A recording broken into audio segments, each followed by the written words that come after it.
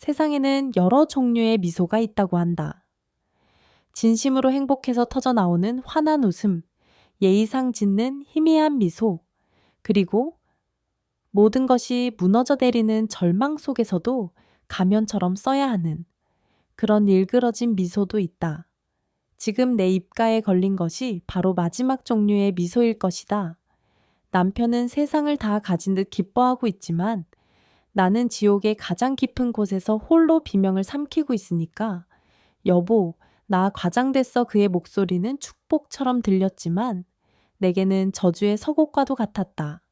그가 그토록 원했던 승진, 그 뒤에 숨겨진 끔찍한 밤과 추악한 거래를 이 남자는 과연 알고 있는 것일까?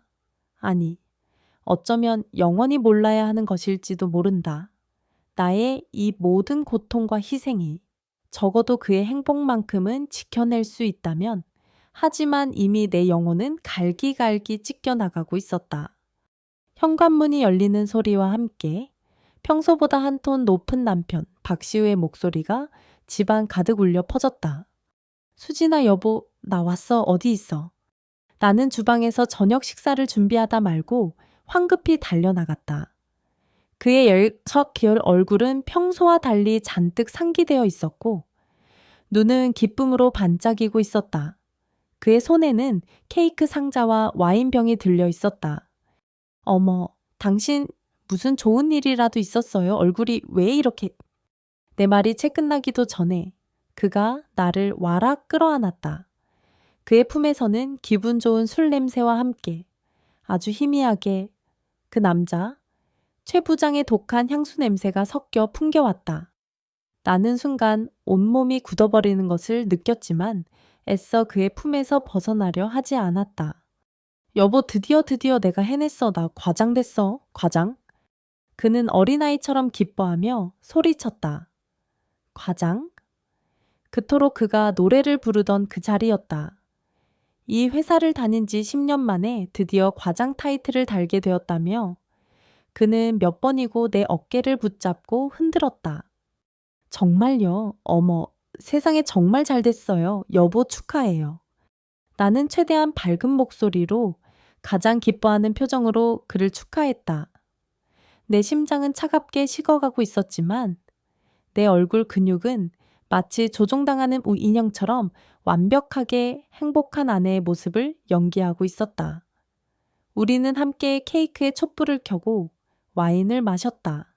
그는 앞으로 우리의 미래가 얼마나 밝을지에 대해 더 넓은 아파트로 이사가고 새 차도 사고 어쩌면 예쁜 아이도 가질 수 있을 거라는 희망에 부풀어 쉴 새 없이 떠들어댔다. 나는 그의 이야기에 고개를 끄덕이며 맞장구를 쳤지만 내 귀에는 아무것도 들리지 않았다. 내 머릿속은 온통 그날 밤의 끔찍했던 기억으로 가득 차 있었기 때문이었다.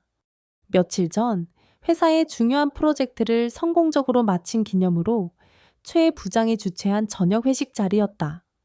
시우 씨는 그 자리에서 최 부장에게 온갖 아양을 떨며 잘 보이려 애썼고 최 부장은 그런 그를 아주 만족스러운 표정으로 바라보았다.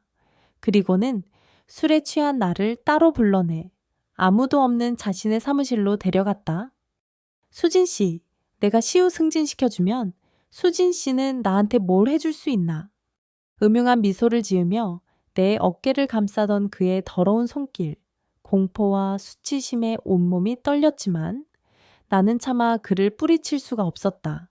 그의 눈빛은 만약 거절하면 내 남편의 앞길은 여기서 끝이다라고 말하고 있었다. 나는 시우 씨의 실망한 얼굴을 떠올렸다. 그리고 그 후의 일은 기억하고 싶지도 않았다. 칠흑 같은 어둠, 그리고 영혼까지 파괴되는 듯한 절망감. 그것이 내가 기억하는 전부였다. 수진아, 왜 그래? 안색이 안 좋아 보이는데 어디 아파? 시우 씨의 걱정스러운 목소리가 나를 현실로 끌어냈다. 나는 황급히 고개를 저으며 아무렇지도 않은 척 웃었다. 아니에요. 여보, 너무 기뻐서 그래요. 당신이 잘 돼서 내가 얼마나 좋은지 몰라요? 정말 역시 내 마누라밖에 없어. 그는 다시 한번 나를 끌어안고 내 입술에 키스했다. 나는 그의 키스를 받아들이면서도 속으로는 비명을 지르고 있었다.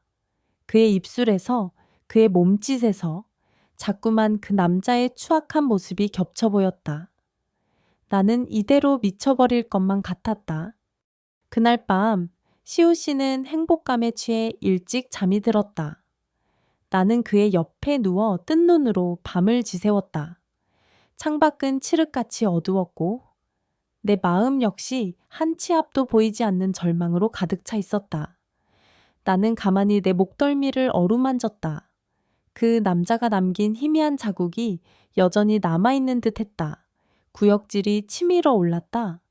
나는 왜 저항하지 못했을까? 왜 그 자리에서 도망치지 못했을까? 시우 씨의 승진이 뭐라고? 그의 성공이 뭐라고? 내가 이런 치욕을 감내해야만 했던 것일까? 하지만 동시에 만약 내가 모든 것을 망쳐버렸다면 시우 씨가 얼마나 실망했을까 하는 생각도 들었다. 그는 이 승진을 위해 지난 몇 년 동안 정말 열심히 노력했으니까 나는 이제 어떻게 해야 할까? 이 모든 것을 시우 씨에게 털어놓아야 할까? 하지만 그가 과연 나를 믿어줄까? 아니, 믿는다고 해도 그는 과연 어떤 선택을 할까? 자신의 모든 것을 걸고 최애 부장과 맞서 싸울 용기가 그에게 있을까? 아니면 이 모든 것을 덮어두고 지금의 행복을 유지하려 할까? 만약 그가 후자를 선택한다면 나는 그를 용서할 수 있을까? 아니, 그 이전에 나 자신을 용서할 수 있을까? 나는 더 이상 예전의 이수진이 아니었다. 내 영혼은 이미 더럽혀졌고 내 삶은 송두리째 망가져 버렸다. 나는 소리 없이 눈물을 흘렸다. 옆에서 평화롭게 잠든 남편의 얼굴을 바라보았다. 저 환한 미소 뒤에 숨겨진 진실을 알게 된다면 그는 과연 어떤 표정을 지을까? 나는 차마 상상할 수가 없었다. 이 끔찍한 밤은 아직 끝나지 않았다. 어쩌면 이것은 이제 막 시작된 악몽의 서곡일지도 몰랐다.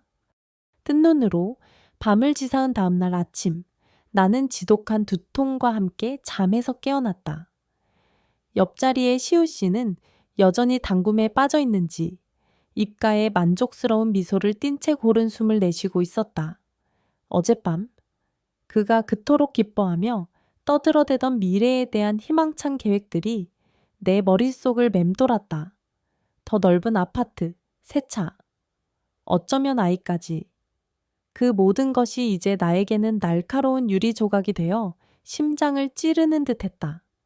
나는 최대한 소리 없이 침대에서 빠져나와 욕실로 향했다.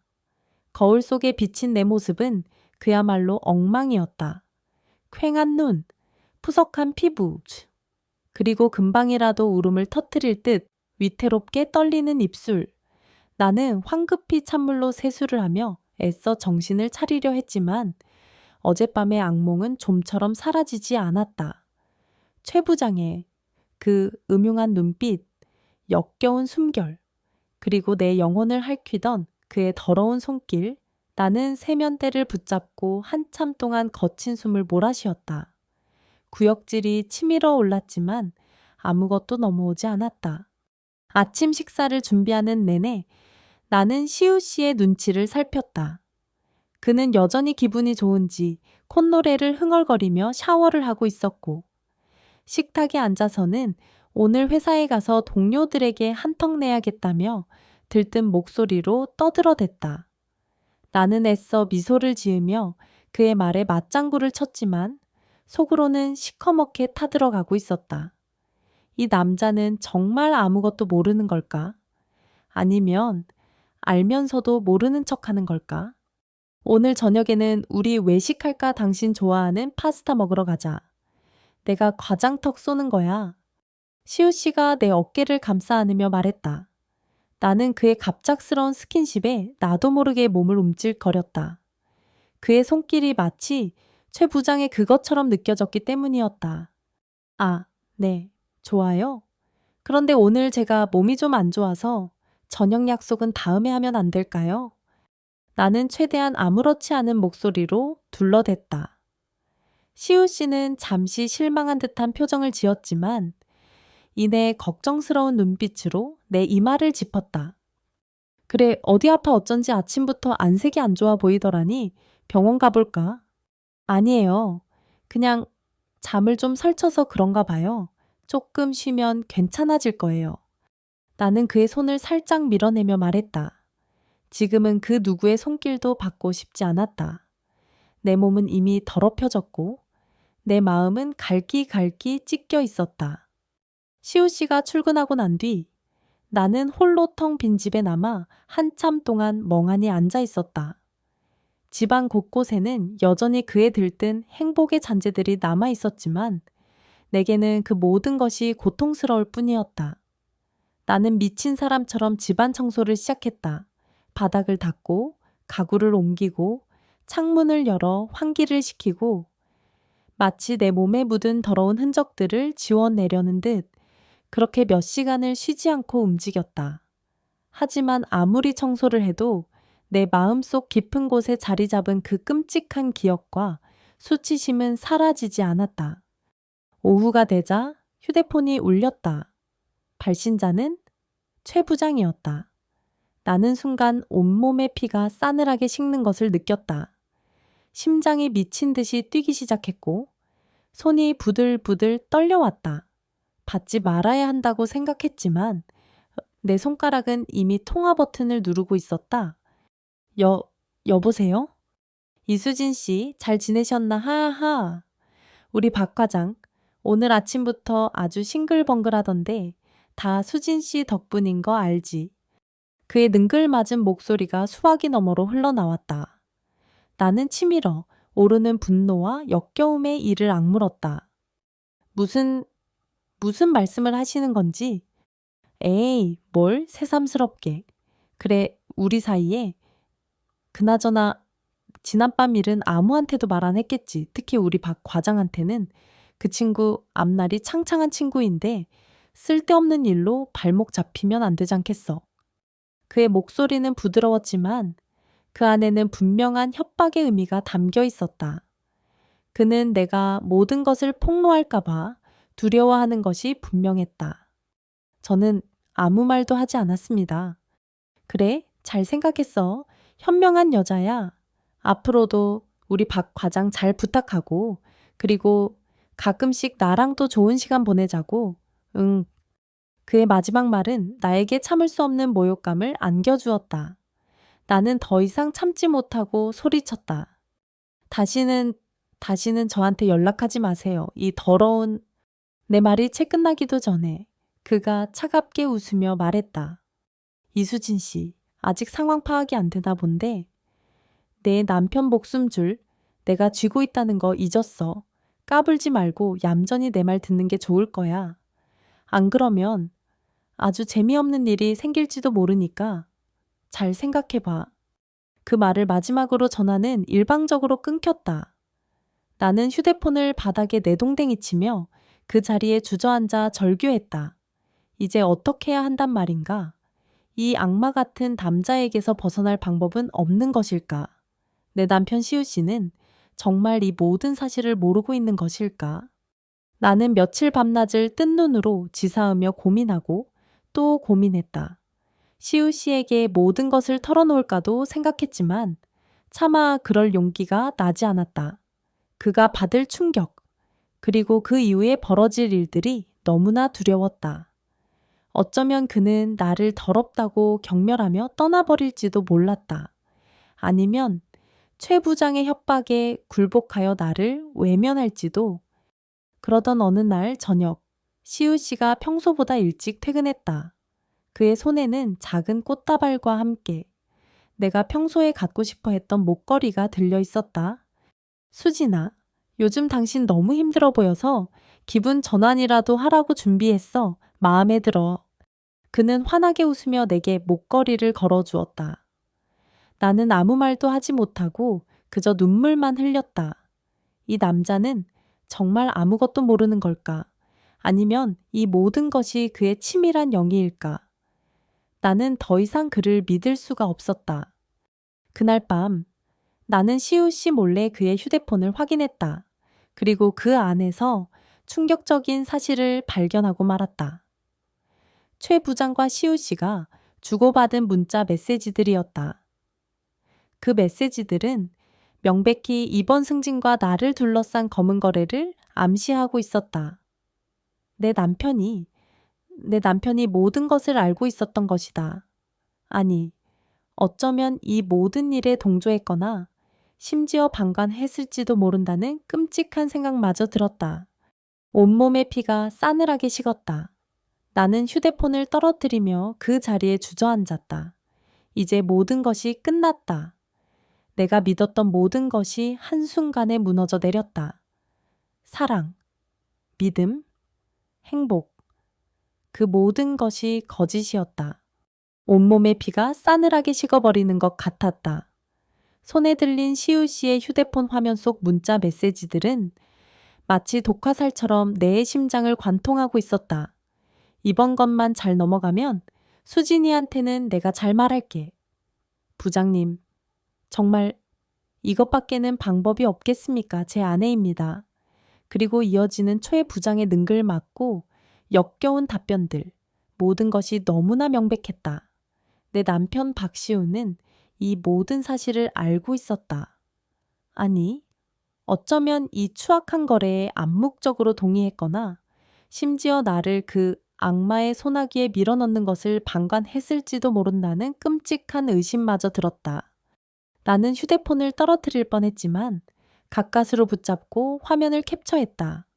손이 부들부들 떨려 몇 번이나 실패했지만 나는 이를 악물고 증거를 남겼다. 지금 내가 할 수 있는 것은 그것뿐이었다. 옆에서 아무것도 모른 채 평화롭게 잠든 시우 씨의 얼굴을 바라보았다. 한때 내가 그토록 사랑했고 믿었던 남자. 하지만 이제 그의 얼굴은 낯설고 혐오스럽게만 느껴졌다. 저 미소 뒤에, 저 다정함 뒤에 그런 추악한 비밀을 숨기고 있었다니 나는 배신감과 함께 참을 수 없는 분노가 치밀어 오르는 것을 느꼈다. 그날 밤 나는 단 한숨도 자지 못했다. 머릿속은 온갖 생각들로 터질 것 같았다. 이제 어떻게 해야 할까? 당장 이 남자의 멱살을 잡고 모든 것을 따져 물어야 할까? 아니면 이 증거들을 가지고 경찰서로 달려가야 할까 하지만 그런다고 해서 뭐가 달라질까? 최 부장은 이미 이 바닥에서 잔뼈가 굵은 인간이었고 시우 씨 역시 그의 꼭두각시에 불과했다. 어쩌면 모든 것이 나만의 망상이라고 내가 미쳐서 헛소리를 하는 거라고 몰아설지도 몰랐다. 아니, 오히려 이 모든 사실을 폭로하려 했던 나를 위험에 빠뜨릴 수도 있었다. 날이 밝아오자 나는 억지로 몸을 일으켜 아침 식사를 준비했다. 하지만 아무것도 할 수가 없었다. 손이 떨려 그릇을 몇 번이나 깨뜨릴 뻔했고 속이 메스꺼워 음식 냄새조차 맡기가 힘들었다. 여보, 왜 그래? 안색이 어제보다 더 안 좋아 보이는데 정말 병원 가봐야 하는 거 아니야. 잠에서 깨어난 시우 씨가 걱정스러운 표정으로 내게 다가왔다. 그의 그 위선적인 걱정이 역겨웠지만 나는 애써 아무렇지 않은 척 고개를 저었다. 괜찮아요? 그냥 요즘 좀 피곤해서 그래요. 신경 쓰지 마세요. 내 목소리는 차갑고 건조했다. 시우 씨는 잠시 내 눈치를 살피더니 이내 어색하게 웃으며 식탁에 앉았다. 그와 함께 마주 앉아 아침을 먹는 그 시간이 지옥처럼 느껴졌다. 그의 모든 말과 행동들이 가식으로 가득 찬 것처럼 보였고 나는 금방이라도 폭발할 것 같은 감정을 억누르느라 안간힘을 써야 했다. 며칠 동안 나는 시체처럼 살았다. 잠을 자도 자는 것 같지 않았고 밥을 먹어도 모래를 씹는 것 같았다. 시우 씨는 여전히 아무것도 모르는 척 혹은 정말 아무것도 모르는 것처럼 행동했다. 그는 승진의 기쁨에 취해 있었고 내 고통 따위는 안중에도 없는 듯 했다. 나는 그런 그를 볼 때마다 증오심과 함께 깊은 절망감을 느꼈다. 우리의 결혼 생활은 이미 끝난 것이나 다름없었다. 하지만 이대로 무너질 수만은 없었다. 만약 내가 여기서 포기해버린다면 최 부장과 시우 씨는 아무런 죄책감 없이 자신들의 성공을 만끽할 것이고 나는 평생 이 끔찍한 기억 속에서 고통받으며 살아가야 할 터였다. 그것만은 절대로 용납할 수 없었다. 나는 아주 조금씩 아주 은밀하게 방역을 준비하기 시작했다. 우선 최 부장에 대한 정보를 수집하기 시작했다. 인터넷 검색과 예전에 시우 씨가 회사 이야기를 하며 무심코 흘렸던 정보들을 조합하여 그의 약점이나 비리 같은 것을 찾아보려 애썼다. 물론 쉽지 않은 일이었다. 그는 아주 교활하고 빈틈없는 인간이었으니까. 그리고 시우 씨와의 대화는 모두 몰래 녹음하기 시작했다. 혹시라도 그가 자신의 죄를 인정하거나 최 부장과의 검은 거래에 대한 단서를 흘릴지도 모른다는 생각에서였다. 매 순간이 살얼음판을 걷는 것처럼 아슬아슬했지만 나는 이를 악물고 버텼다. 그러던 어느 날 시우 씨가 회사에서 중요한 프레젠테이션을 앞두고 며칠 밤을 새우며 준비하던 때였다. 그는 극도로 예민해져 있었고 작은 일에도 쉽게 짜증을 냈다. 나는 그때를 기회라고 생각했다.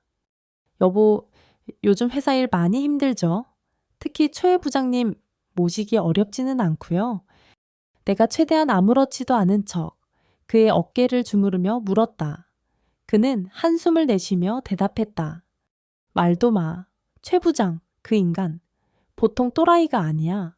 비위 맞추기 얼마나 힘든 줄 알아. 이번 프레젠테이션도 그 인간 마음에 안 들면 다 끝장이라고. 그래도 이번 승진도 다 최 부장님 덕분이잖아요. 당신한테 특별히 잘해주시는 이유라도 있는 거예요.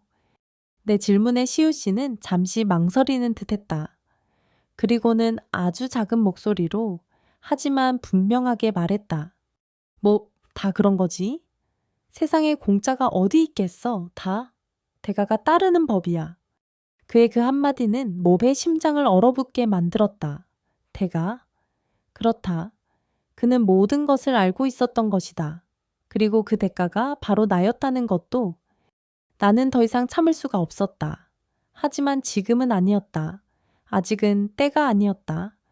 나는 차갑게 식어가는 분노를 애써 억누르며 그의 등을 계속해서 주물렀다. 그리고 속으로 다짐했다. 반드시 두 사람 모두에게 이 모든 죄를 묻고 처절하게 후회하게 만들 것이라고. 그날 밤 나는 시우 씨 몰래 그의 서재에 들어갔다. 그리고 그의 책상 서랍 깊숙한 곳에서 아주 작은 USB 하나를 발견했다. 그것은 바로 최 부장이 시우 씨에게 은밀하게 건넨 회사의 비자금 내역과 관련된 자료들이 담긴 USB였다. 시우 씨는 이것을 빌미로 최 부장에게 협박당하고 있었던 것이다. 그리고 그 대가로 나를 희생시킨 것이고 모든 퍼즐 조각이 맞춰지는 순간이었다. 나는 그 USB를 조용히 복사했다. 이제 모든 준비는 끝났다. 내 손에는 그들을 파멸시킬 수 있는 강력한 무기가 쥐어져 있었다. 나는 더 이상 과거에 약하고 순진했던 이수진이 아니었다. 나는 복수를 꿈꾸는 차갑고 냉정한 심장을 가진 또 다른 존재로 다시 태어나고 있었다. 내 손 안에 들린 작은 USB, 그 안에는 최 부장의 추악한 민낯과 함께 내 남편 박시우의 비가업한 그림자까지 고스란히 담겨 있었다. 나는 밤새도록 그 내용을 확인하고 또 확인했다. 수십억 원에 달하는 비자금 내역, 정관계 인사들과의 부적절한 거래 정황, 그리고 그 모든 것을 덮기 위해 시우 씨를 압박하고 결국에는 나까지 끌어들인 그의 치밀하고 악랄한 계획들, 모든 것이 명명백백했다. 분노와 함께 차가운 이성이 내 머리를 지배하기 시작했다. 더 이상 눈물 흘리며 절망하고 있을 수만은 없었다. 나는 이 증거를 가지고 그들을 처절하게 응징해야만 했다. 단순히 개인적인 복수를 넘어 그들의 추악한 가면을 벗겨 세상에 알려야 했다. 그래야만 짓밟힌 내 인생과 어쩌면 시우 씨의 인생까지도 조금이나마 구원받을 수 있을지도 모른다는 생각이 들었다. 며칠 동안 나는 아무렇지도 않은 척 일상생활을 이어갔다. 하지만 내 머릿속은 오직 복수 계획으로 가득 차 있었다. 어떻게 하면 가장 효과적으로 그들을 무너뜨릴 수 있을까? 경찰에 신고해야 할까? 아니면 언론에 제보해야 할까 하지만 최 부장은 이미 정관계에까지 연줄이 닿아 있는 인물이었다. 어설프게 움직였다가는 오히려 내가 위험에 처할 수도 있었다. 시우 씨에 대한 내 감정은 복잡했다. 그에 대한 배신감과 증오는 여전했지만 동시에 그 역시 최 부장의 교묘한 함정에 빠진 피해자일지도 모른다는 생각도 들었다. 물론 그렇다고 해서 그가 나에게 저지른 짓이 용서받을 수 있는 것은 아니었다. 하지만 그에게도 마지막 기회는 주어야 한다고 생각했다. 그가 진심으로 뉘우치고 모든 것을 바로잡을 용기가 있다면 어쩌면 나는 시우 씨의 행동을 더욱더 유심히 관찰하기 시작했다. 그는 여전히 승진의 기쁨에서 헤어 나오지 못한 듯 보였지만 가끔씩 아주 짧은 순간이지만 깊은 불안감과 죄책감에 시달리는 듯한 표정을 짓기도 했다. 특히 초회 부장과 관련된 이야기가 나올 때면 그의 얼굴은 눈에 띄게 굳어지곤 했다. 그러던 어느 날 최 부장으로부터 다시 전화가 걸려왔다. 이번에는 나에게 직접 전화를 한 것이 아니라 시우 씨를 통해 나를 바꿔달라는 식이었다. 나는 아무렇지도 않은 척 수화기를 넘겨받았다. 이수진 씨, 오랜만이네. 그동안 우리 박 과장이랑 행복한 시간 보내고 있었나? 그의 능글맞은 목소리는 여전히 역겨웠지만 나는 이전처럼 당황하거나 분노하지 않았다. 대신 아주 차분하고 냉정한 목소리로 대답했다. 네, 부장님 덕분에요. 저희 남편 승진시켜 주셔서 정말 감사합니다. 내 대답에 최 부장은 잠시 당황한 듯 했지만 이내 만족스러운 웃음소리를 냈다. 허허, 역시 이수진 씨는 현명해. 내가 사람 보는 눈은 있다니까. 그래서 말인데 이번 주말에 우리 부부 동반으로 중요한 모임이 있는데 박 과장이랑 같이 참석해 줬으면 좋겠어. 물론 수진 씨가 와준다면 더할 나위 없이 좋고. 그의 속셈은 뻔했다. 나를 다시 한번 자신의 영향력 아래에 두려는 것이고 어쩌면 더 추악한 요구를 하려는지도 몰랐다. 나는 속으로 치밀어 오르는 분노를 억누르며 대답했다. 네, 부장님, 당연히 참석해야죠. 저희 남편 앞날을 위해서라면 제가 못할 일이 뭐가 있겠어요. 내 말에 최 부장은 아주 흡족한 듯 전화를 끊었다. 나는 수화기를 내려놓으며 차갑게 미소 지었다. 그래, 최 부장. 당신이 파놓은 함정에 내가 기꺼이 빠져주지. 하지만 그 끝은 당신이 원하는 대로 되지는 않을 거야. 나는 그날부터 본격적으로 계획을 실행에 옮기기 시작했다. 우선 시우 씨 몰래 최 부장의 USB에 담긴 모든 자료를 익명의 클라우드 서버에 백업해 두었다. 그리고 그중 핵심적인 내용들을 따로 정리하여 몇몇 신뢰할 만한 언론사 기자들에게 익명으로 제보할 준비를 마쳤다. 또한 그동안 시우 씨와의 대화를 녹음했던 파일들과 초의 부장과의 통화 녹음 파일 역시 증거 자료로 확보해 두었다. 마지막으로 나는 변호사를 찾아갔다. 대학 동창 중에 인권 변호사로 활동하고 있는 친구가 한 명 있었다. 나는 그 친구에게 모든 사실을 털어놓고 도움을 요청했다. 친구는 내 이야기를 듣고 함께 분노해 주었고 이 사건을 끝까지 책임지고 맡아주겠다고 약속했다. 모든 준비가 끝나자 나는 시우 씨에게 최 부장이 초대한 부부 동반 모임에 함께 가자고 말했다. 시우 씨는 내가 순순히 응하자 조금 놀란 듯 했지만 이내 안도하는 표정을 지었다. 그는 여전히 내가 모든 것을 참고 넘어가 줄 것이라고 생각하는 모양이었다. 어리석은 남자. 모임 당일 나는 그 어느 때보다 아름답게 치장했다. 시우 씨가 선물했던 값비싼 목걸이와 귀걸이도 착용했다. 하지만 내 마음은 차갑게 식어 있었다. 오늘 나는 이 화려한 가면 뒤에 숨겨진 진실을 세상에 폭로할 것이다. 그리고 그들에게 처절한 대가를 치르게 할 것이다. 모임 장소는 최고급 호텔의 연회장이었다. 수많은 정재계 인사들과 그들의 부인들이 화려한 옷차림으로 웃고 떠들고 있었다.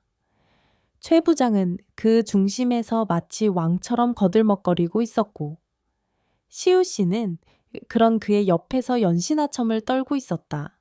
나는 그 위선적인 광경을 바라보며 속으로 냉소를 보냈다. 연회가 어느 정도 무르익었을 무렵, 나는 조용히 자리에서 일어섰다. 그리고 미리 준비해둔 마이크를 잡고 단상 위로 올라갔다. 갑작스러운 나의 행동에 모든 사람들의 시선이 내게로 집중되었다. 시우 씨와 최 부장은 당황한 표정으로 나를 쳐다보았다. 나는 떨리는 목소리였지만 최대한 또렷하고 강한 어조로 입을 열었다.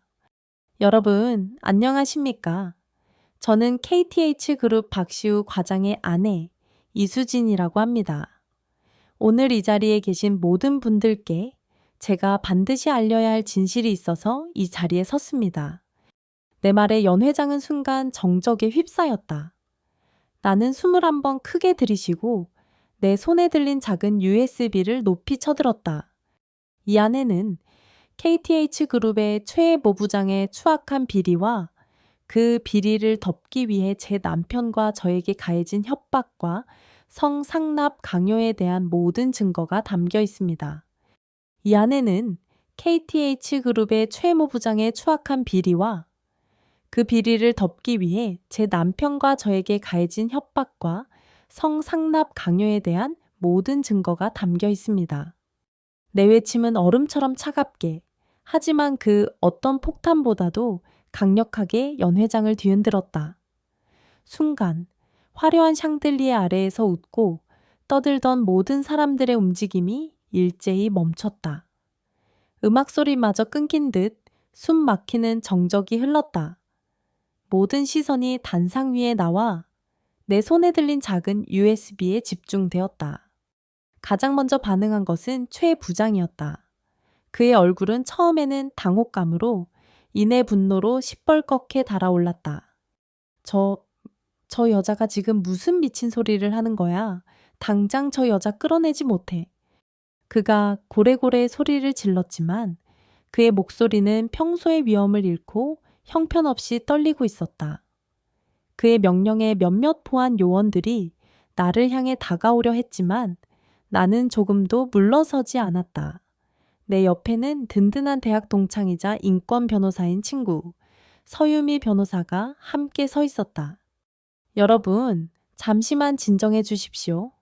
지금 이수진 씨가 말씀하신 모든 내용은 명백한 사실이며 저희는 이 USB에 담긴 자료 외에도 최 부장의 파렴치한 범죄를 입증할 충분한 증거를 확보하고 있습니다.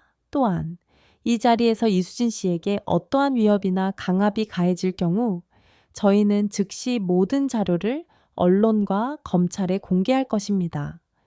유미의 단호하고 침착한 목소리가 연 회장에 울려 퍼졌다. 그녀의 말에 최 부장의 얼굴은 더욱더 일그러졌고 나를 향해 다가오던 보안 요원들도 잠시 망설이는 듯했다. 그때 내 남편 박시우가 창백하게 질린 얼굴로 나를 향해 다가왔다. 그의 눈빛은 믿을 수 없다는 듯 그리고 절망과 공포로 가득 차 있었다. 수진아, 너 지금 제정신이야? 이게 다 무슨 장난이야? 그는 내 팔을 잡고 단상 아래로 끌어내리려 했지만 나는 그의 손을 매몰차게 뿌리쳤다. 이게 장난으로 보여요. 박시우 씨, 당신이 그토록 원했던 그 과장 자리가 바로 내 영혼과 맞바꾼 대가라는 거 정말 몰랐다고 말할 셈이에요. 내 차가운 목소리에 시우 씨는 아무 말도 하지 못하고 그 자리에 주저앉을 것처럼 휘청거렸다. 그의 눈빛이 처절하게 흔들리고 있었다. 어쩌면 그는 정말로 이 모든 일의 심각성을 제대로 인지하지 못했을지도 모른다. 아니, 애써 외면하고 있었을지도. 연 회장은 그야말로 아수라장이 되었다. 사람들은 수군거리기 시작했고 몇몇 기자들은 이미 휴대폰을 꺼내 이 충격적인 장면을 촬영하고 있었다.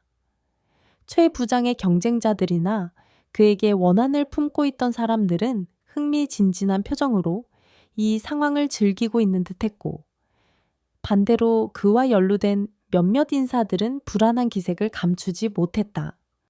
저 여자 미쳤어 저거. 다 거짓말이야. 나는 아무것도 몰라.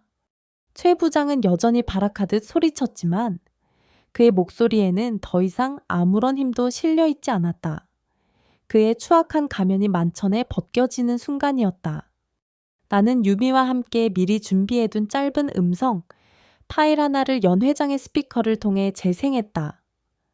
그것은 바로 최 부장이 나에게 저 전화로 협박하고 회유하던 내용이 담긴 녹음 파일이었다. 그의 역겨운 목소리가 연 회장에 울려 퍼지자 사람들의 경악은 더욱더 커져갔다. 이것이 바로 당신의 진짜 모습이에요, 최 부장. 내가 마이크를 통해 외치자. 최 부장은 결국 모든 것을 포기한 듯 그 자리에 풀썩 주저앉았다. 그의 얼굴은 절망과 분노로 일그러져 있었다. 상황이 어느 정도 정리되자 호텔 보안팀과 함께 경찰들이 연 회장으로 들이닥쳤다. 유미는 침착하게 경찰들에게 상황을 설명하고 우리가 확보한 증거들을 제출했다. 최 부장은 그 자리에서 긴급 체포되었고 시우 씨 역시 참고인 자격으로 경찰서까지 동행해야 했다. 나는 유미의 부축을 받아 연 회장을 빠져나왔다. 수많은 카메라 플래시와 기자들의 질문 공세가 이어졌지만 나는 아무런 대답도 하지 않았다. 지금 내게 필요한 것은 휴식과 안정이 전부였다. 안전한 곳으로 이동하는 차 안에서 나는 창밖으로 빠르게 스쳐 지나가는 도시의 불빛들을 멍하니 바라보았다. 모든 것이 끝난 것일까? 아니, 어쩌면 이제부터가 진짜 시작일지도 몰랐다. 최 부장은 분명 쉽게 무너지지 않을 것이고 나 역시 이 싸움을 끝까지 해내야만 했다. 그날 밤 나는 유미의 사무실 한쪽에 마련된 작은 방에서 잠시 눈을 붙였다. 며칠 만에 처음으로 악몽을 꾸지 않고 잠이 들 수 있었다. 하지만 새벽녘에 잠에서 깨어나자 밀려오는 불안감과 함께 시우 씨에 대한 복잡한 감정들이 다시 나를 괴롭혔다. 그는 정말 이 모든 것을 알고 있었던 걸까? 아니면 그 역시 최 부장의 교묘한 계략에 빠진 또 다른 피해자였을까? 만약 그가 진심으로 뉘우치고 내게 용서를 구한다면 나는 그를 받아들일 수 있을까? 우리의 결혼 생활은 아직 되돌릴 수 있는 희망이 남아있는 것일까? 머릿속이 터질 것처럼 복잡했지만 한 가지 분명한 것은 있었다. 나는 더 이상 과거에 나약하고 순진했던 이수진이 아니라는 것. 나는 내 삶을 되찾기 위해 그리고 나처럼 힘없는 또 다른 피해자들이 생기지 않도록 하기 위해 끝까지 싸울 것이라는 것.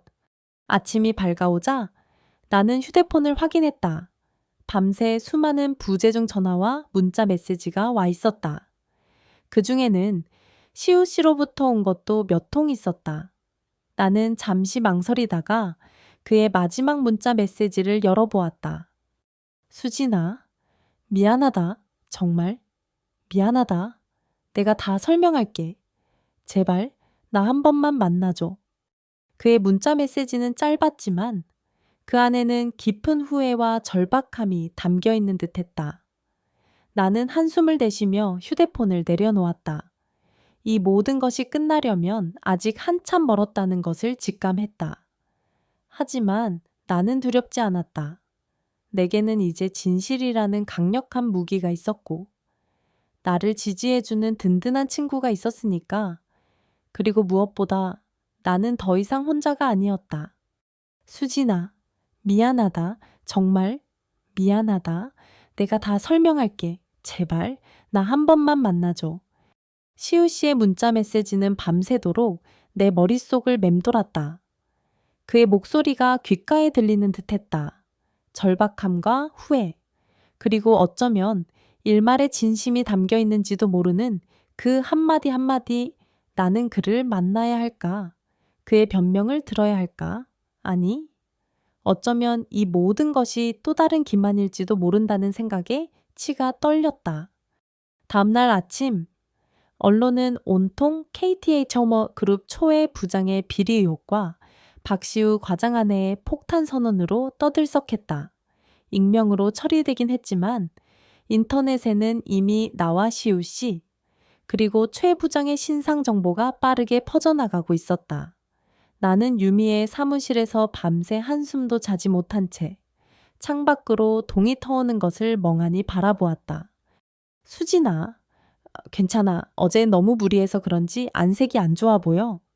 유미가 따뜻한 차를 건네며 걱정스럽게 물었다. 나는 힘없이 고개를 저었다. 모르겠어. 유미야. 박시우 씨가 만나자고 연락이 왔어. 내가 어떻게 해야 할지? 만나 지금 이 상황에서 글쎄 나라면 안 만날 것 같은데 하지만 결정은 네가 하는 거니까. 유미는 내 어깨를 가볍게 두드려 주었다. 나는 한참 동안 고민했다. 그를 만나서 무슨 이야기를 할 수 있을까? 이미 모든 증거는 명백했고 그의 배신은 너무나 확실했다. 하지만 그럼에도 불구하고 나는 그의 목소리를 직접 듣고 싶었다. 그가 어떤 변명을 할지, 그리고 그의 눈빛 속에 단 하나의 진심이라도 남아있는지 확인하고 싶었다. 어쩌면 그것이 내가 이 지긋지긋한 관계를 완전히 끝낼 수 있는 마지막 절차일지도 몰랐다. 결국 나는 유미에게 부탁하여 그녀의 사무실에서 시우 씨를 만나기로 했다. 혼자서는 그를 마주할 용기가 없었고 유미가 함께 있어 준다면 조금은 더 이성적으로 상황을 판단할 수 있을 것 같았다. 약속한 시간이 되자 시우 씨가 초췌한 모습으로 유미의 사무실에 들어섰다. 며칠 사이에 그는 완전히 다른 사람처럼 변해 있었다. 값비싼 양복 대신 구겨진 셔츠 차림이었고 자신감 넘치던 그의 눈빛은 불안과 초조함으로 가득 차 있었다. 그는 나를 보자마자 무릎이라도 꿇을 것처럼 다가왔지만 나는 차갑게 그를 외면했다. 무슨 일로 보자고 하신 거죠? 박시우 씨 하실 말씀이 있다면 간단히 하세요. 저는 지금 당신과 한가롭게 이야기 나눌 시간이 없으니까요. 내 싸늘한 목소리에 시우 씨는 당황한 듯 잠시 말을 애밌지 못했다. 그의 얼굴에는 깊은 상처와 후회가 어려 있었다. 수진아, 내가 정말 잘못했어. 100번, 1000번 죽을 죄를 지었어. 제발 용서해줘. 그는 울먹이며 내 손을 잡으려 했지만 나는 차갑게 그의 손을 뿌리쳤다. 당신이 지금 나한테 용서를 빌 자격이나 있다고 생각해요. 당신은 나를 배신했어. 당신의 성공을 위해서 나를 그 악마 같은 인간에게 팔아넘겼다고. 내 목소리가 격앙되었다. 그동안 엉슬렀던 분노와 슬픔이 한꺼번에 터져 나오는 것 같았다. 아니야, 수진아, 그건 오해야. 나는 정말 당신을 팔아넘기려던 게 아니었어. 최 부장이 그 인간이 나를 협박했어. 회사 비자금 USB를 빌미로 내가 만약 자기 말을 듣지 않으면 모든 것을 폭로하고 나를 매장시켜버리겠다고. 그래서 나는 어쩔 수 없이. 그는 절규하듯 변명했지만 나는 그의 말을 믿을 수가 없었다. 협박 어쩔 수 없었다고. 그렇다고 해서 아내를 그런 위험 속에 넣는 것이 정당화될 수 있단 말인가? 그래서 당신은 나를 희생시킨 거군요. 당신의 안위와 성공을 위해서. 그게 당신의 진심이었어요. 아니야, 절대로 아니야. 나는 당신을 지키고 싶었어. 어떻게든 이 상황을 해결하고 당신을 그 인간에게서 벗어나게 해주고 싶었다고. 하지만 내가 너무 어리석고 나약했어. 그래서 결국 당신에게 이런 끔찍한 상처를 주고 만 거야. 그는 무릎을 꿇고 내게 빌었다. 그의 눈에서는 뜨거운 눈물이 쉴 새 없이 흘러내렸다. 나는 그런 그의 모습을 차갑게 내려다보았다. 그의 말 속에 진심이 얼마나 담겨 있는지는 알 수 없었다. 하지만 한 가지 분명한 것은 이미 엎질러진 물이라는 것이었다. 우리의 관계는 이미 돌이킬 수 없을 만큼 망가져 버렸다. 박시우 씨, 당신의 변명은 이제 듣고 싶지 않아요. 당신이 정말 나에게 조금이라도 미안한 마음이 있다면, 그리고 이 모든 것을 바로잡고 싶다면, 나와 함께 최 부장의 죄를 세상에 알리고 그가 죗값을 치르도록 도와주세요. 그것이 당신이 내게 할 수 있는 유일한 속죄일 겁니다. 내 단호한 말에 시우 씨는 한참 동안 아무 말도 하지 못했다. 그의 얼굴에는 복잡한 감정들이 교차했다. 두려움, 후회, 그리고 아주 희미하게 남아 어떤 결의 같은 것도 느껴졌다. 알았어. 수진아. 내가 모든 것을 바로잡을게. 최 부장 그 인간. 내가 반드시 내 손으로 끌어내릴 거야. 그리고 당신에게 진 빚 평생토록 갚으며 살게. 그의 목소리는 비장했지만 나는 더 이상 그의 말을 완전히 믿을 수는 없었다. 하지만 어쩌면 이것이 마지막 기회일지도 모른다는 생각이 들었다. 그에게도, 그리고 어쩌면 나에게도. 그날 이후 나와 유미, 그리고 시우 씨는 본격적으로 최 부장에 대한 법적 대응을 준비하기 시작했다. 시우 씨는 자신이 가지고 있던 모든 자료와 정보를 우리에게 넘겨주었고, 검찰 조사에도 성실하게 협조했다. 물론 그 과정은 결코 쉽지 않았다. 최 부장은 KTH 그룹의 막강한 법무팀을 동원하여 우리를 압박했고, 언론을 통해 악의적인 루머를 퍼뜨리기도 했다. 하지만 우리는 물러서지 않았다. 진실은 반드시 밝혀질 것이라는 믿음 하나로 버텼다. 나는 매일 밤 악몽에 시달렸고, 사람들의 시선이 두려워 집 밖으로 나가는 것조차 힘들었지만, 유미와 시우 씨의 격려 덕분에 조금씩 힘을 낼 수 있었다. 특히 시우 씨는 예전과는 완전히 다른 사람처럼 변해 있었다. 그는 더 이상 자신의 성공이나 아니만을 생각하는 이기적인 남자가 아니었다. 그는 진심으로 내게 사죄했고 자신의 잘못을 바로잡기 위해 최선을 다하는 모습을 보여주었다. 시간이 얼마나 흘렀을까?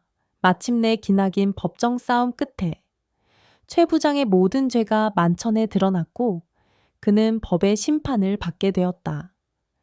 KTH 그룹 역시 엄청난 이미지 손실과 함께 주가가 폭락하는 등 큰 타격을 입었다. 그리고 시우 씨는 그는 모든 책임을 지고 회사에서 해고되었지만 조금도 후회하지 않는 듯 했다. 오히려 모든 짐을 내려놓은 듯 편안해 보이기까지 했다. 모든 것이 끝나고 난 뒤 나는 시우 씨에게 물었다.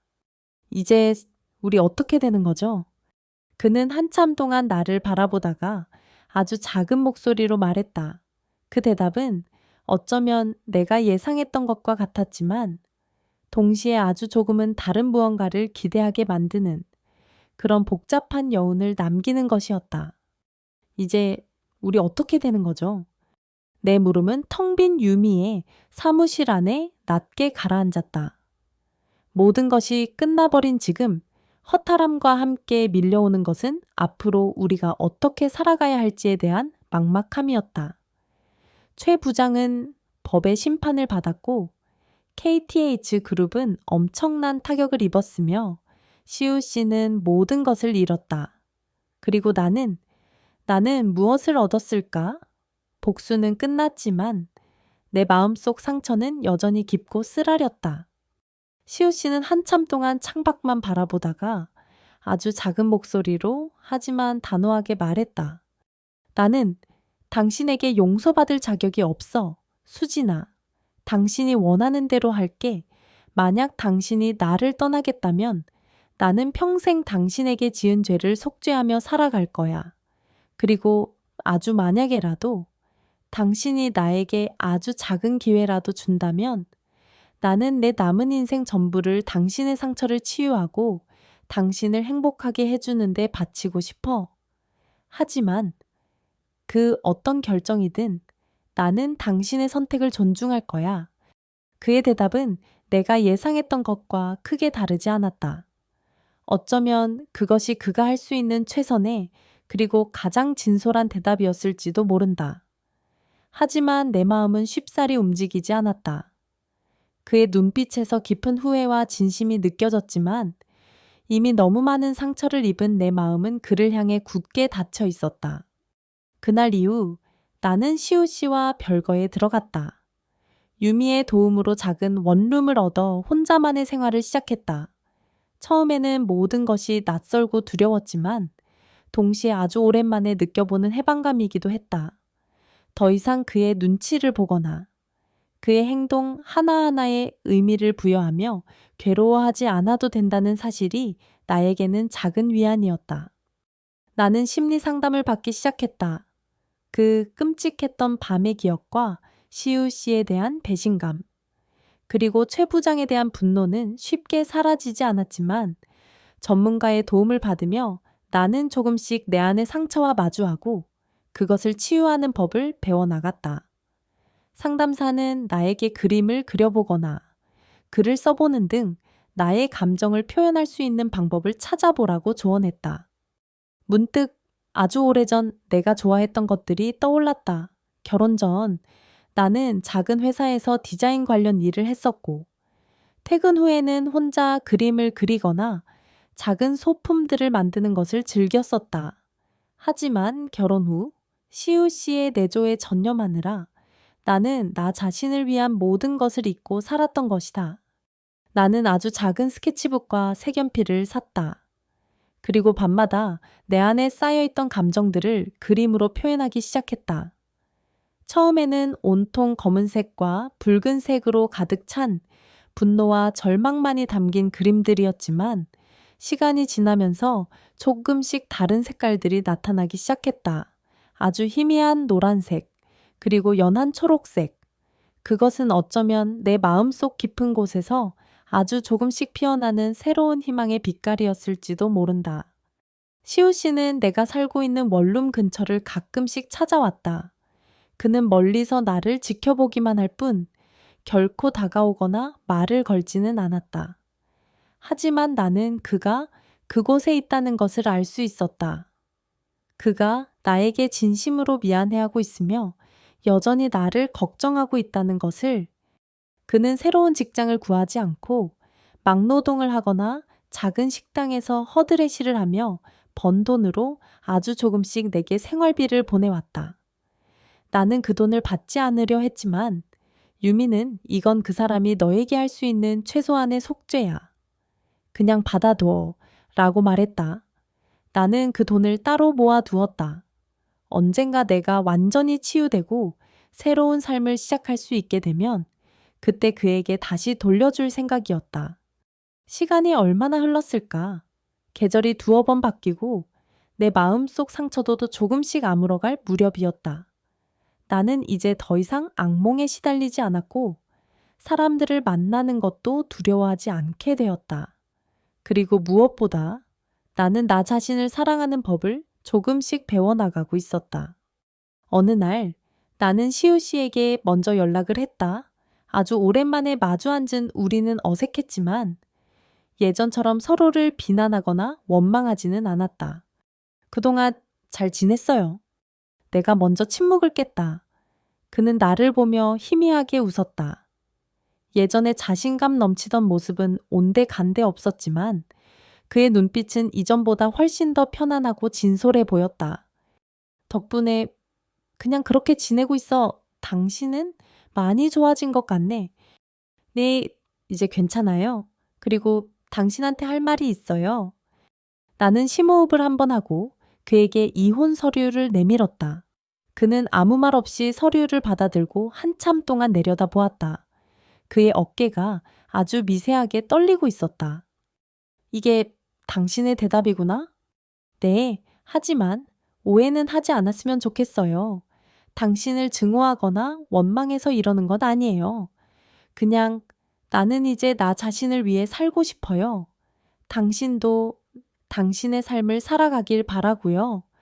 우리의 결혼 생활은 이미 너무나 많은 상처와 거짓으로 얼룩져 있었다. 그것을 다시 예전처럼 되돌릴 수는 없다는 것을 나는 잘 알고 있었다. 어쩌면 이것이 우리 두 사람 모두에게 최선의 선택일지도 몰랐다. 시우 씨는 한참 동안 침묵하더니 이내 고개를 끄덕였다. 알았어, 수진아. 당신 뜻대로 할게. 그리고 정말 미안했다. 평생 당신에게 지은 죄 잊지 않고 살아갈게. 그의 눈가에 눈물이 어렸다. 나는 그런 그를 보며 아주 오랜만에 내 마음속에서도 작은 온기가 느껴지는 것을 알 수 있었다. 그것은 아마도 용서라는 감정이었을까? 이혼 절차는 생각보다 간단하게 끝났다. 나는 그에게서 어떤 위자료도 받지 않았다. 그저 그가 그동안 나에게 보냈던 생활비를 다시 돌려주었을 뿐이었다. 그는 그것마저 사양하려 했지만 나는 단호했다. 모든 것이 끝나고 난 뒤 나는 아주 오랜만에 깊은 잠을 잘 수 있었다. 그리고 다음 날 아침, 나는 새로운 마음으로 새로운 삶을 시작할 준비를 했다. 더 이상 과거에 얽매이지 않고 오직 나 자신만을 위한 삶을 살아가기로 내 손에는 작은 스케치북과 함께 아직은 희미하지만 분명한 희망이 들려 있었다. 박시우 씨와의 이혼 도장을 찍고 나온 날, 나는 아주 오랜만에 깊고 편안한 잠을 잘 수 있었다. 더 이상 그의 눈치를 보거나 그의 행동 하나하나에 의미를 부여하며 괴로워하지 않아도 된다는 사실이 마치 무거운 족쇄에서 풀려난 듯한 해방감을 안겨주었다. 하지만 다음 날 아침 눈을 뜨자마자 밀려오는 것은 냉혹한 현실이었다. 나는 이제 정말로 혼자였다. 당장 먹고 살 길이 막막했고 앞으로 어떻게 살아가야 할지에 대한 아무런 계획도 없었다. 유미는 내게 자신의 사무실에서 당분간 지내도 좋다고 했지만 나는 더 이상 친구에게 폐를 끼치고 싶지 않았다. 나는 시우 씨가 그동안 보내왔던 생활비를 한 푼도 쓰지 않고 모아두었던 돈과 아주 약간의 내 비상금을 합쳐 서울 변두리의 아주 작은 원룸 하나를 겨우 얻을 수 있었다. 햇볕도 잘 들지 않고 밤에는 외풍마저 심한 초라한 공간이었지만 내게는 누구의 방해도 받지 않고 오롯이 나 자신에게만 집중할 수 있는 소중한 안식처였다. 나는 닥치는 대로 아르바이트를 구하기 시작했다. 편의점 야간 근무, 식당 주방 보조, 전단지 배포, 몸은 고되고 힘들었지만 내 손으로 직접 돈을 벌어 생활한다는 사실이 나에게는 큰 위안이 되었다. 그리고 남는 시간에는 그림을 그렸다. 아주 작은 탁자 위에 스케치북을 펼쳐놓고 내가 느꼈던 모든 감정들, 분노, 슬픔, 절망, 그리고 아주 희미한 희망까지 을 닥치는 대로 쏟아냈다.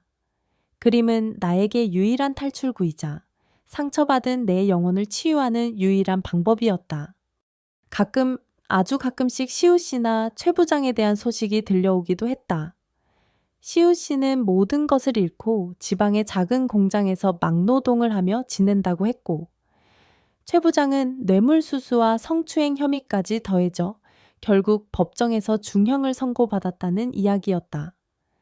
나는 그들의 소식을 들을 때마다 복잡한 감정에 휩싸였다. 통쾌함?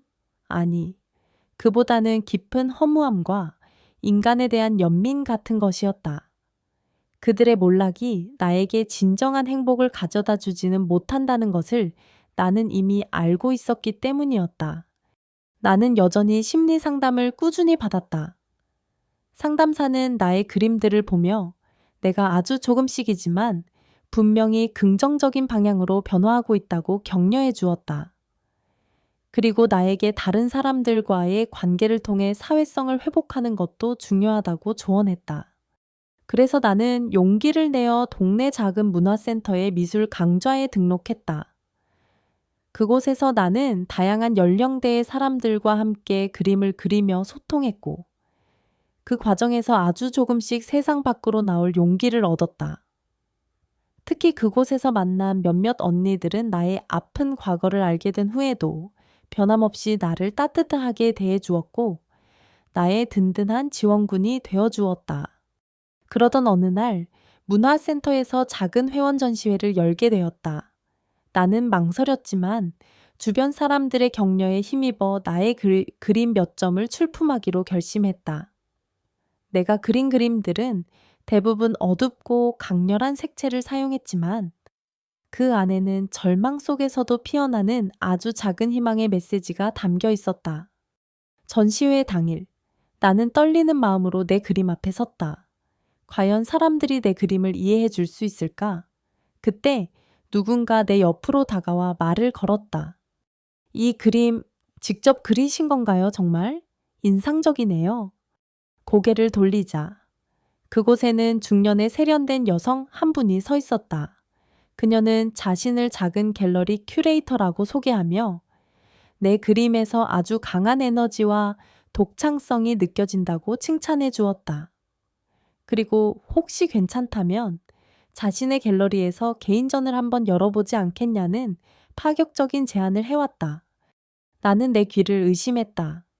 개인전이라니 아마추어에 불과한 내가 그것도 이런 어두운 그림들로 개인전을 열 수 있다니. 하지만 그녀의 눈빛은 진지했고 내 그림에 대한 그녀의 평가는 전문가적인 확신에 차 있었다.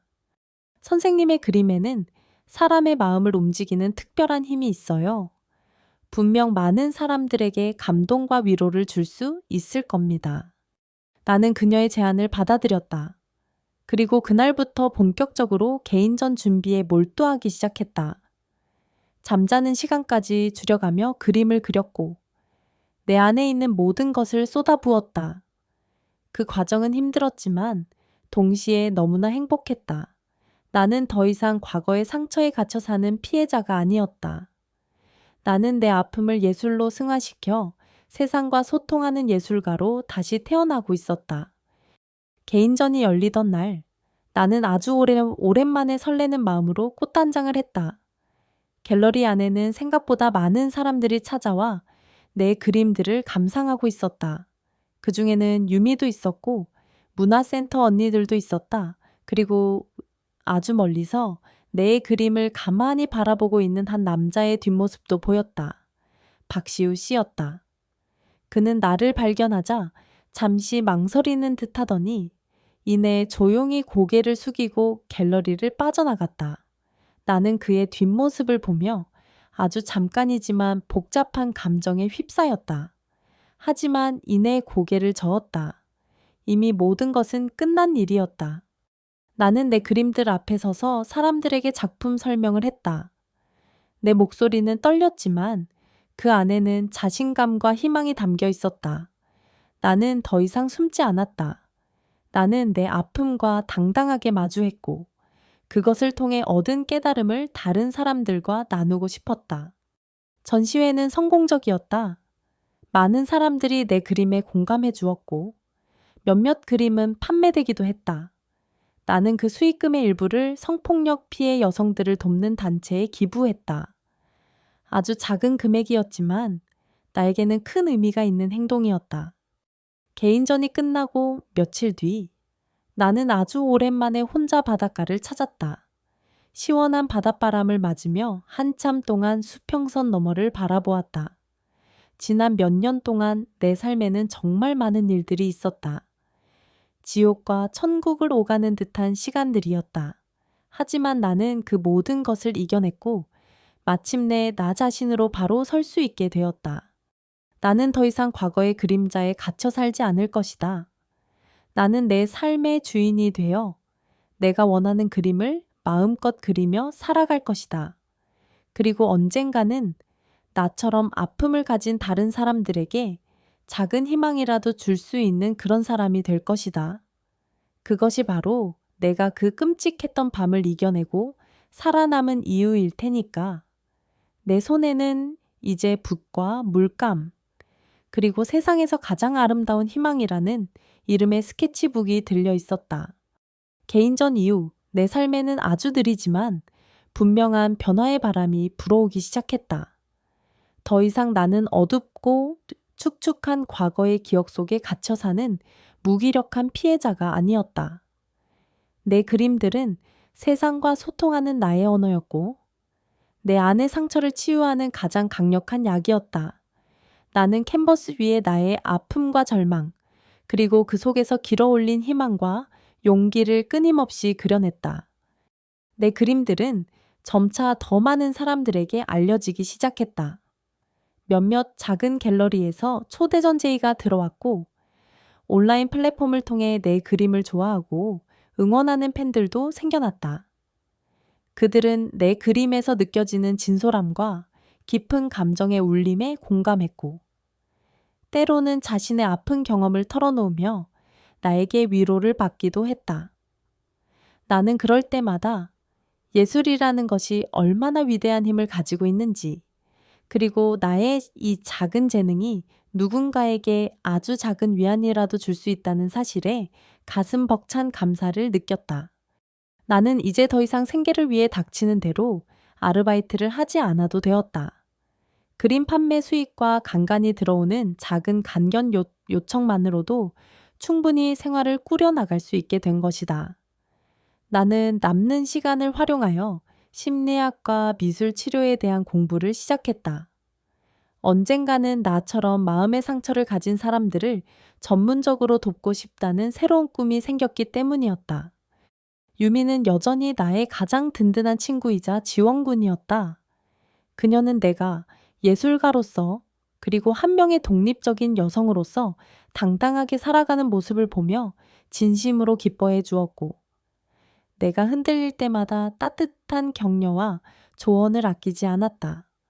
박시우 씨에 대한 소식은 아주 가끔 유미를 통해 간접적으로 들려오곤 했다. 그는 모든 것을 잃고 지방의 작은 도시에서 아주 평범하고 조용한 삶을 살고 있다고 했다. 가끔 봉사활동을 하거나 작은 절에 다니며 자신만의 방식으로 속죄의 시간을 보내고 있다는 이야기도 들었다. 나는 그의 소식을 들을 때마다 아주 잠깐씩 복잡한 감정에 휩싸이곤 했지만, 이제는 더 이상 그에 대한 증오나 원망은 남아있지 않았다. 그저 그 역시 자신의 삶 속에서 평안을 찾기를 바랄 뿐이었다. 최 부장은 법의 심판을 받고 감옥에서 죗값을 치르고 있다는 소식이 들려왔다. 하지만 나는 더 이상 그의 소식에 귀 기울이지 않았다. 그는 이미 내 인생에서 지워버린 이름이었으니까. 그러던 어느 날 나는 아주 특별한 강견 요청을 받았다.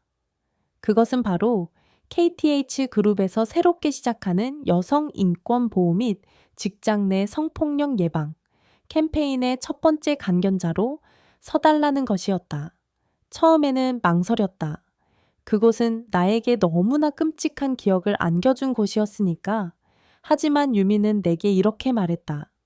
수진아, 어쩌면 이것이 네가 그 모든 상처를 진정으로 극복하고 너 자신을 세상에 당당하게 드러낼 수 있는 좋은 기회가 될지도 몰라. 너의 이야기가 분명 많은 사람들에게 용기와 희망을 줄 수 있을 거야. 유미의 말에 나는 용기를 내기로 했다. 그리고 며칠 뒤 나는 KTH 그룹 본사 강당 단상 위에 서 있었다. 수많은 직원들 앞에서 나는 떨리는 목소리였지만 담담하게 나의 이야기를 시작했다. 내가 겪었던 그 끔찍한 밤과 상사의 검은 거래, 그리고 그 이후 내가 어떻게 절망을 이겨내고 새로운 삶을 찾게 되었는지에 대한 모든 것을.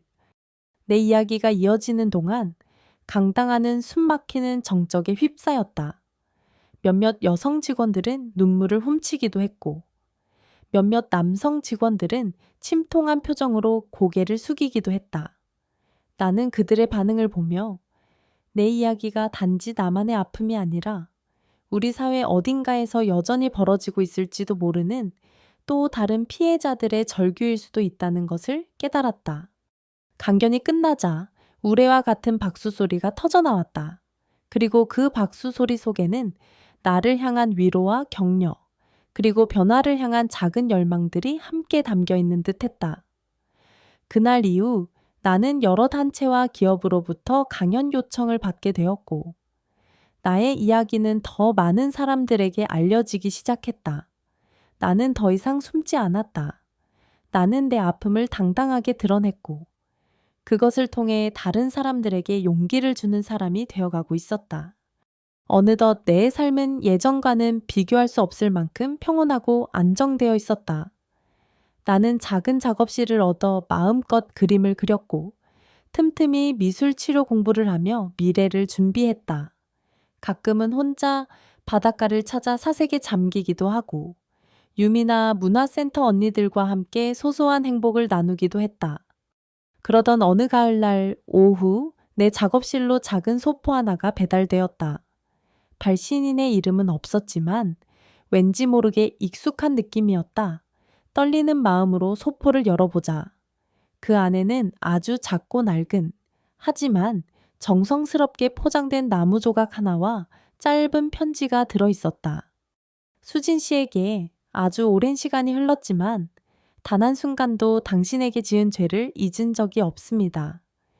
이것은 아주 오래전 당신이 내게서 빼앗겼던, 어쩌면 당신의 일부였을지도 모르는 작은 조각입니다. 부디 이것이 당신의 상처를 조금이라도 치유하는 데 도움이 되기를 바랍니다. 그리고 당신의 새로운 삶을 멀리서나마 항상 응원하겠습니다. 박시우 드림.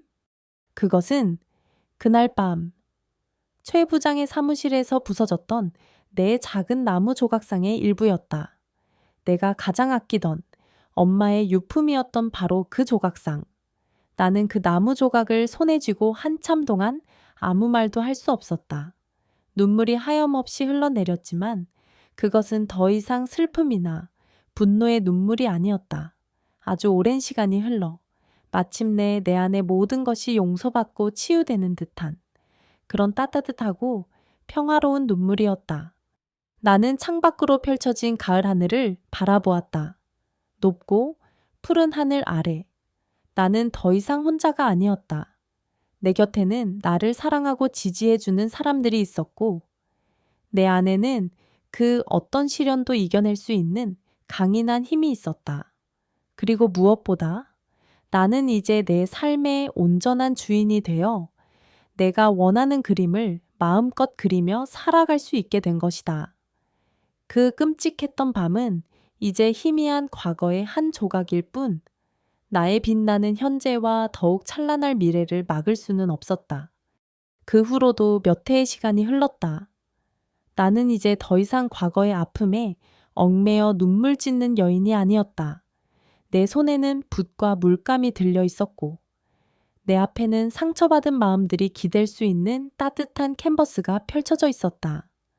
나는 대학에서 미술 치료를 전문적으로 공부했고 마침내 작은 심리 상담 센터를 열어 나처럼 깊은 상처를 가진 사람들의 마음을 어루만지는 미술 치료사로 살아가고 있었다.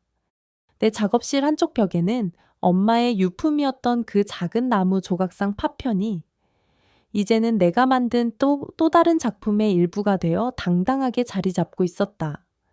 부서진 조각은 사라진 것이 아니라 새로운 생명을 얻어 더욱 강인하고 아름다운 모습으로 다시 태어난 것이다. 그것은 마치 내 삶의 이야기와도 같았다. 그 끔찍했던 밤의 기억은 여전히 내 안에 어딘가에 희미한 흉터로 남아 있었지만 이제는 더 이상 나를 아프게 하거나 절망하게 만들지 못했다. 오히려 그 상처는 내가 다른 사람들의 아픔에 더 깊이 공감하고 그들의 치유 과정을 도울 수 있는 소중한 자양분이 되어 주었다. 나는 종종 재능 기부의 형태로 여러 단체에서 강연을 하기도 했다. 물론 내 과거를 구체적으로 드러내지는 않았지만 절망 속에서도 희망을 찾고 자신의 삶을 다시 일으켜 세웠던 나의 경험을 진솔하게 나누었다. 많은 사람들이 내 이야기에 귀 기울여 주었고 그들의 눈빛 속에서 작은 용기와 위안을 발견할 때면 나는 이 일을 하길 정말 잘했다는 생각에 가슴 벅찬 보람을 느끼곤 했다. 박시우 씨에 대한 소식은 아주 가끔, 아주 멀리서 들려왔다. 그는 모든 것을 내려놓고 아주 작은 시골 마을에서 봉사활동을 하며 조용히 살아가고 있다고 했다.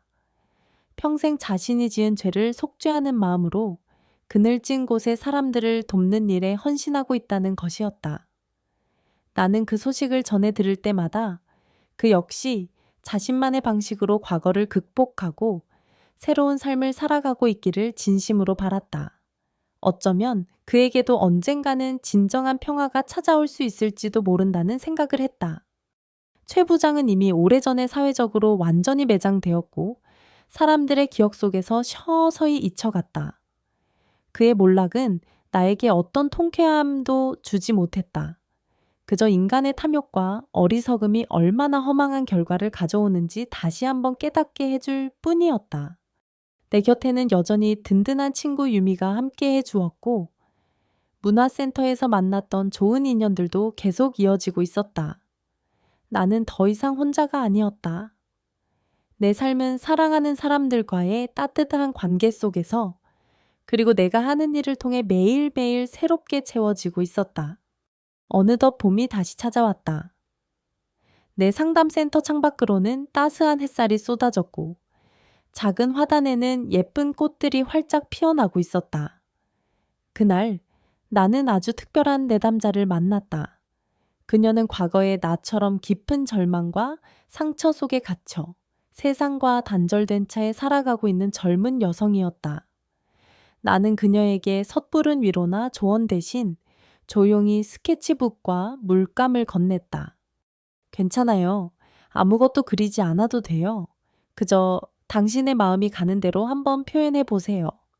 그녀는 한참 동안 망설이다가 이내 떨리는 손으로 붓을 들었다. 그리고는 아주 천천히, 하지만 분명하게 자신의 마음속 이야기를 캔버스 위에 펼쳐내기 시작했다. 나는 그런 그녀의 모습을 가만히 지켜보았다. 그리고 깨달았다. 이것이 바로 내가 살아가는 이유이자 내가 세상에 존재하는 의미라는 것을 오늘 저의 길고 어두웠던 밤과 같았던 하지만 결국에는 한 줄기 빛을 찾아 나선 저의 심야 막장설에 귀 기울여 주신 모든 분들께 진심으로 감사드립니다. 돌이켜보면 제 삶은 한편의 지독한 막장 드라마와 같았습니다. 사랑과 배신, 절망과 분노, 그리고 그 모든 것을 집어삼킬 듯한 거대한 어둠. 하지만 그 어둠 속에서도 저는 아주 작은 희망의 불씨 하나를 발견했고 그 불씨를 꺼뜨리지 않기 위해 안간힘을 썼습니다. 그리고 마침내 저는 제 자신의 힘으로 그 어둠을 헤치고 나와 새로운 삶을 찾을 수 있었습니다. 저는 이 이야기를 통해 감히 여러분께 말씀드리고 싶습니다. 지금 혹시 인생의 가장 어두운 터널을 지나고 계신 분이 있다면 절대로 포기하지 마십시오. 아무리 깊은 절망이라도 그 끝에는 반드시 한 줄기 빛이 기다리고 있다는 것을 믿으십시오. 그리고 여러분 안에는 그 어떤 시련도 이겨낼 수 있는 강인한 힘이 숨겨져 있다는 것을 기억하십시오. 제 이야기가 여러분의 삶에 아주 작은 위로나 용기가 될 수 있었다면 더 바랄 것이 없겠습니다. 부디 여러분의 삶 속에는 눈물보다는 웃음이, 절망보다는 희망이, 그리고 아픔보다는 사랑이 늘 가득하시기를 간절히 기원합니다. 지금까지 제 이야기를 들어주셔서 다시 한번 진심으로 감사드립니다. 모두 평안하시고 매 순간 자기 자신을 아끼고 사랑하며 살아가시길 바랍니다.